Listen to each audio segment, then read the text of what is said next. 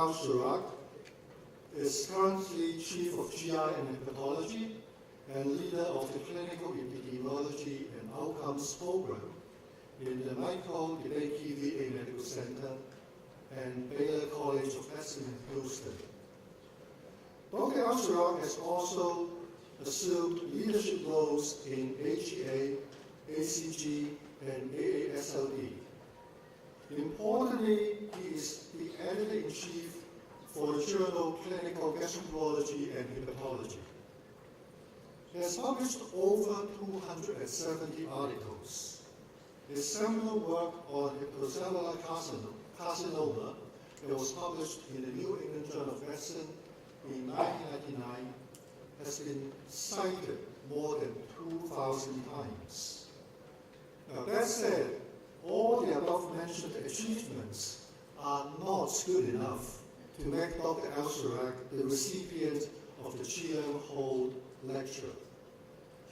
If I tell you that Dr. Al-Sharaq was not born with a silver spoon in his mouth, if I tell you that Dr. Al-Sharaq actually obtained his medical degree in Libya,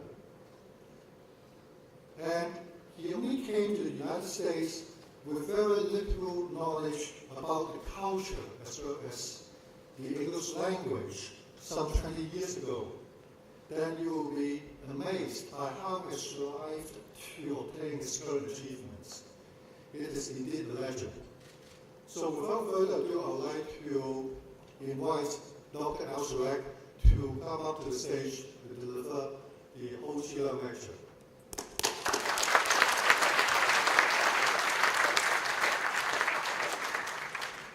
Thank you very much for this nice introduction. I wish I taped it for my mother-in-law.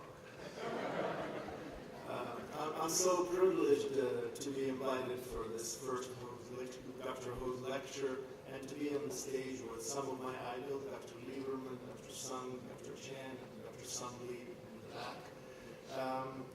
I don't have any slides. I'm from Texas. Everyone should know Texas, so there's nothing to show. You should know it. I will talk a little bit about hepatocellular carcinoma, which has been the focus of our work for the past 12 years or so. We'll talk a little bit about global epidemiology, risk factor epidemiology, talking a little bit about hepatitis C and hepatitis B, updating you on the insulin resistance syndrome. Then I'm going to move into what I call outcomes or clinical epidemiology. Just talk about the effects of antiviral treatment, surveillance for HCC, and sum up with a special for our hospital authority person here, which is efficacy and effectiveness. You might especially enjoy that one. Okay, so this is a color-coded map that shows the incidence rates for, this is the prevalence for hepatitis C worldwide. And the reason I'm showing this because this is the new epidemic in several countries. So you see that the red area is Egypt. It's 10% prevalence of hepatitis C. There are several countries, and I'll talk about this phenomenon, that share this green color, which is 1 to 2% prevalence of hepatitis C. Each one of you look at your area and figure out your color, and I'm going to come back to this a little bit more. If you look at the global burden of hepatocellular carcinoma, which is approximately 700,000 cases annually, you'll notice that hepatitis C and hepatitis B contribute most of those cases. So if you actually remove hepatitis A, hepatitis B, and hepatitis C, you'll be getting rid of 70 to 80% of the causes of hepatocellular carcinoma. So out of 626,000, almost 535,000 are attributable to either hepatitis B or hepatitis C. If you take a global view, and this area of the world, unfortunately, has been afflicted by a high burden of hepatocellular carcinoma, it still is. Overall, the number of liver cancer still is increasing, but fortunately, it is decreasing in the high incidence area in China, Korea, and Japan. And while other areas, such as the United States, Southern Europe, parts of South America, are now witnessing an increase in hepatocellular carcinoma, and I'll delve into some of those reasons. In the United States, where I live, liver cancer today is the fastest rising cause of cancer-related deaths in the United States. Over the past 3 decades or so, the incidence has more than tripled, those shown in the pink bars that are going up. At the same time, if you look at that blue squiggly line and correlate it with your y-index on your right-hand side, that shows the 5-year survival. The 5-year survival remains at a dismal 12%. So highly rising cause of cancer death with poor survival. Wherever you go, and this shows a worldwide map, the blue bars show men and the white ones show women, and this shows several messages. First, the highest incidence rates are in South Korea, North Korea, Thailand, Japan, Vietnam, and then you see the lower incidence areas, Iran, Turkey, UK, Argentina. There's this peculiar 3 to 4-fold increase in the risk of hepatocellular carcinoma among men compared to women.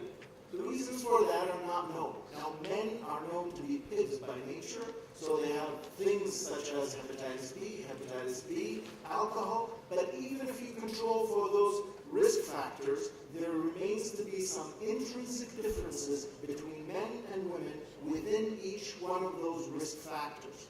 There are some neat studies from China and Taiwan that show that the level of the androgen receptor genes, as well as circulating testosterone, there's some interaction between these hormonal factors and the viral factors that may lead to these male predominant phenomena.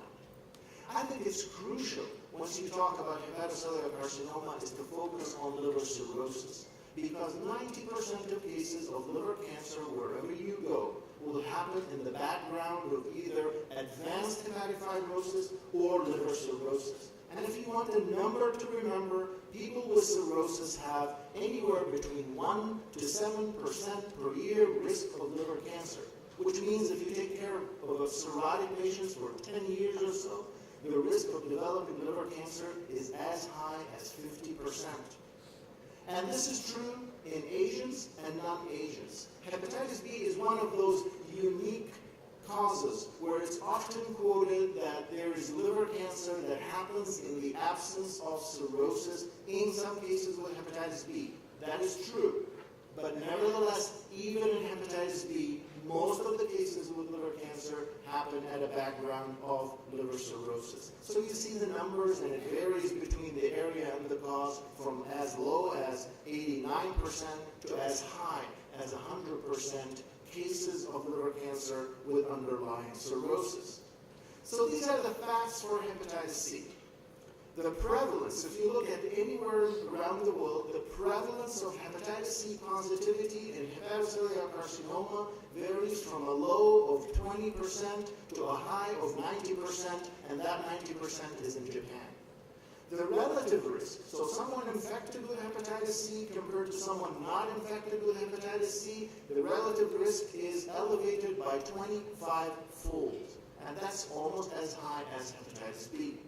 The absolute risk out of 100 people living with hepatitis C, if they live long enough, 1 in 100 would develop liver cancer if they live for 30 years or so living with their infection. And in those who develop liver cirrhosis, the risk is really, really high. And in hepatitis C, it's 3.5% per year. What are the risk factors for progressing from just hepatitis C into cirrhosis and thereafter to hepatocellular carcinoma? Where there are factors that are demographic, that are unfortunate, that are fighting against the epidemic of hepatitis C, and unfortunately it's promising a lot more hepatocellular carcinoma cases. These are unchangeable factors. Older age, longer duration of infection, male sex, and race. African Americans happen to be at a higher risk. And there are modifiable factors such as heavy alcohol consumption, obesity, diabetes, co-infection with hepatitis B or HIV, and the absence of antiviral treatment, and I'll talk a little bit about coffee. Unlike hepatitis B, viral factors don't seem to play an important role in causing hepatocellular carcinoma, unlike host factors, which I highlighted in the previous slide. So what is important as far as viral factors is the virus present or absence. The presence of any HCV RNA is a risk factor. The absence of all HCV RNA is a protective factor. High level versus low levels, most of the studies don't show a real correlation. Genotype, possibly genotype 1b and 3, slightly higher risk than the rest of the genotypes, but they're subjected to a birth cohort phenomenon where they've been acquired slightly more recently. So I go back to my map in the beginning. There are 3 regions of the world where the prevalence of hepatitis C